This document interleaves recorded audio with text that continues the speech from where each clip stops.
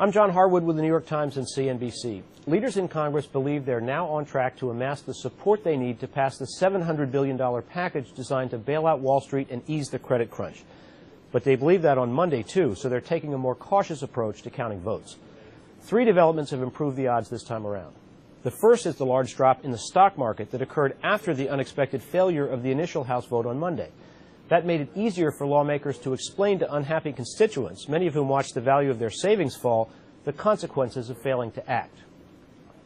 The second is that presidential candidates John McCain and Barack Obama, both of whom spoke by phone with President Bush, made a more concerted effort to explain how the crisis on Wall Street could hurt everyone else.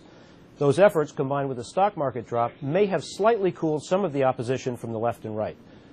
And the third is that House and Senate leaders in both parties, working in concert, have adjusted the initial House package in ways they believe might attract a few more votes. One addition, backed by both McCain and Obama, would increase the amount of bank deposits insured by the FDIC from $100,000 to $250,000. Democrats believe that may attract more votes from high-income states like California, where 15 House Democrats voted no on Monday. Another is adding a series of tax cut provisions, including extension of a business credit for research and development and protection for middle-class families from the alternative minimum tax that have already passed the Senate but not the House. Those tax cuts may attract more support from House Republicans who've held out so far. It's no sure bet. Some conservative House Democrats have resisted those tax cut provisions on the grounds they'd increase the deficit. But both parties now have clear political incentives to get the bill passed.